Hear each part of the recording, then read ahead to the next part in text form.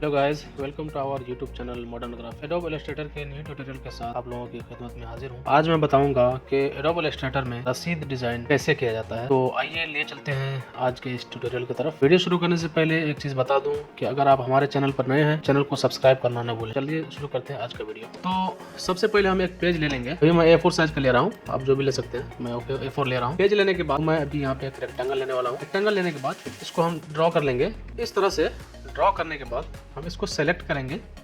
Select करने के बाद प्रॉपर्टीज़ में आएंगे और यहाँ से उससे पहले हमें क्या करना पड़ेगा कि जो यूनिट साइज है, इस साइज को हम इंचेस में लेंगे। तो हम यहाँ पे यूनिट अभी पॉइंट में है हमारा, तो हम इसको क्लिक करेंगे और यहाँ पे हम ले लेते हैं इंचेस। इंचेस लेने के बाद हम इसको सेलेक्ट करेंगे। सेलेक्ट करने के बाद आप ये देखेंगे कि इस तरह का ऑप्शन आएगा प्रॉपर्टीज़ में ट्रांसफॉर्म का।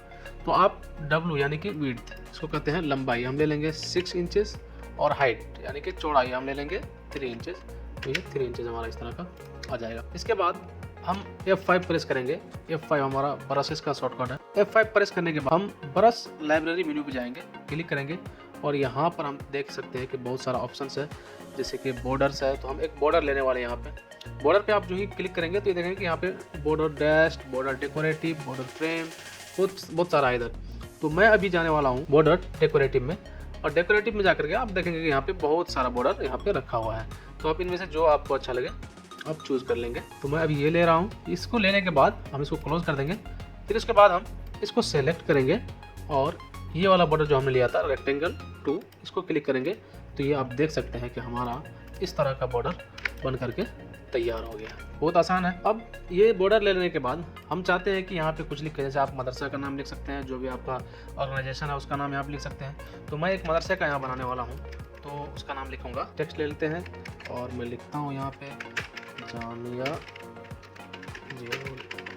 इस तरह लिखने के बाद आप यहाँ पे चाहें तो इसका फॉन्ट चेंज कर सकते हैं। मैं अभी इसका चेंज करने वाला हूँ। सेलेक्ट करेंगे और मैं अभी देने वाला हूँ एपेक्स और इसको चूज़ कर लेंगे। और यहाँ आकर के हम इस तरह से सेलेक्ट करेंगे और इसको यहाँ पर ला के अभी फ़िलहाल के लिए रख रहा हूँ मैं।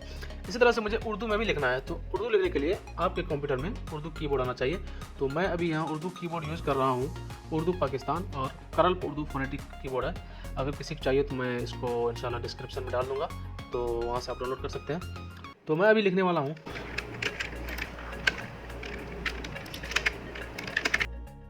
लिखने के बाद अब हम इसका फ़ॉन्ट चेंज करेंगे। मैं अभी देने वाला हूँ इसका फ़ॉन्ट बॉम्बे ब्लैक, ये अच्छा लगता है उर्दू मुझे, तो ये डाल देंगे। डालने के बाद अब आप इसको यहाँ ला करके इस तरह से रख देंगे। अब आप देखेंगे कि इसका साइज और इसका साइज छोटा है। मैं ये चाहता हूँ कि इन दोनों का साइज एक जैसा हो, तो मैं इन दोनों को साइज कभी मिलाने जा रहा हूँ। इसके लिए हम अरबी कीबोर्ड का सहारा लेंगे। इसके लिए आपके लैपटॉप या कंप्यूटर में अरबी कीबोर्ड भी होना चाहिए। तो मैं अभी अरबी कीबोर्ड का सहारा लेकर के बगैर इसको खुमचाए हुए, बगैर इसको जो है ऐसे नीचे इस तरह से खींचे हुए, अगर इस तरह से खींचते हैं तो देखेंगे कि ये किस तरह से बन जाता है। ठीक है, तो ये अच्छा नहीं लगता देखने के लिए। इसके लिए हम अरबी कीबोर्ड का सहारा लेंगे और वहाँ से हम करेंगे। तो मैं इसको Ctrl Z करके वापस ले आता हूँ और मैं यहाँ पर कीबोर्ड चेंज कर देता हूँ अरबिक का, और मैं इसमें जाता हूँ टेक्स्ट में, और यहाँ जैसे जामिया है तो मैं Shift J करूँगा तो हमारा देखें इस तरह से आएगा बगैर किसी तब्दीली के। तो मैं इस तरह से यूज़ कर लूँगा कहीं कहीं पे बीच बीच में।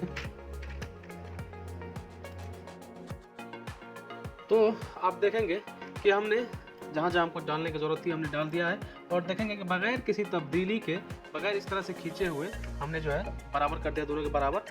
मैं Ctrl Z कर रहा हूँ बगैर किसी तब्दीली के, तो दोनों का साइज़ बराबर अभी हो गया है। अब मैं उर्दू वाले को दाएं तरफ यहाँ रख दूंगा उठा करके इस तरह से, और इंग्लिश वाले को बाएं जाने। अभी मैं इसका साइज़ छोटा कर दूंगा क्योंकि बीच में ये दोनों का साइज़ ज़्यादा हो गया है। तो मैं साइज़ के लिए अभी 12 रखा हुआ है, तो मैं इसको 10 कर रहा हूँ इस तरह से, और इसको मैं इधर कर देता हूँ और इसको यही रहने देता हूँ। तो आप इस तरह से बना लेंगे। अब मैं चाहता हूँ कि एड्रेस लिखूँ, तो एड्रेस में मैं लिख रहा हूँ। तो हम इस तरह से लिख लेंगे, आप अपने हिसाब से लिख लें, आपको जो चीज़ की ज़रूरत है। लिख लेने के बाद अभी हम यहाँ पे लोगो रखने वाले हैं। तो मैं लोगो लाने वाला हूँ यहाँ पे। इस तरह से हमने मैनेज कर लिया है। अपने हिसाब से आप साइज़ देख लेंगे कि कितना बड़ा साइज़ चाहिए। इसी तरह से हम एक यहाँ पर लाइन लेंगे।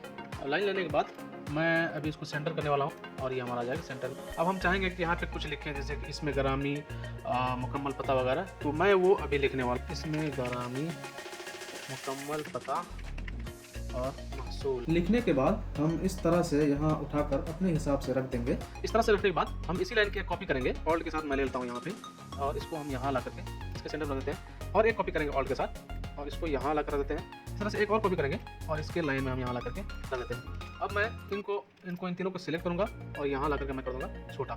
इस तरह से ये हमारा आ जाएगा, छोटा आ जाएगा। मैं इसको भी अलाइनमेंट में डाल लेता हूँ। अब मैं चाहता हूँ कि इधर से इंग्लिश में लिखो, तो हम इंग्लिश में भी लिख लेंगे। तो इस तरह से हम लिख लेने के बाद अभी हमें यहाँ पे और भी कुछ चीज़ ऐड करना है। मैं वो ऐड करने जा रहा हूँ, आप अपने हिसाब से ऐड कर लेंगे। इसके और सब यहाँ पर लगाता हूँ और इस तरह से इसके और कर लिया यहाँ लगा दिया। इसको कर लिया यहाँ लगा दिया और यहाँ पर ऐसा ऐसा। अब मैं एक यहाँ पे शेप लेने वाला हूँ। तो शेप के लिए मैं यहाँ पे रेक्टेंगल लूँगा। तो रेक्टेंगल लेने के बाद मैं यहाँ डायरेक्ट सिलेक्शन टूल पे आऊँगा और यहाँ से मैं चाहता हूँ कि ये दोनों जो कॉर्नर है इसको राउंड करूँ। तो मैं इसको शिफ्ट के साथ, आप देख सकते हैं यहाँ पे, मैं इसको शिफ्ट के साथ इन दोनों को सेलेक्ट करूँगा और माउस के लेफ्ट बटन को प्रेस करके इस तरह से मैं इधर खींच दूँगा। ये हमारा इस तरह का तैयार हो गया। अब मैं चाहता हूँ कि मैंने लिखा है इसको यहाँ ला करके इसमें फिट कर देंगे। तो इस तरह से हम बना लेंगे। बना लेने के बाद अब मैं इसको यहाँ से लाऊँगा और यहाँ पर उठाकर रख दूंगा। आप इस तरह से आसानी से बना सकते हैं। इस तरह से आप किसी भी कंपनी का या किसी भी मदरसे का, किसी भी ऑर्गेनाइजेशन का आसानी से रसीद बना सकते हैं एडोब इलस्ट्रेटर में। वीडियो अच्छी लगे तो अपने दोस्तों को शेयर करना ना भूलें और लाइक और कमेंट ज़रूर किया करें।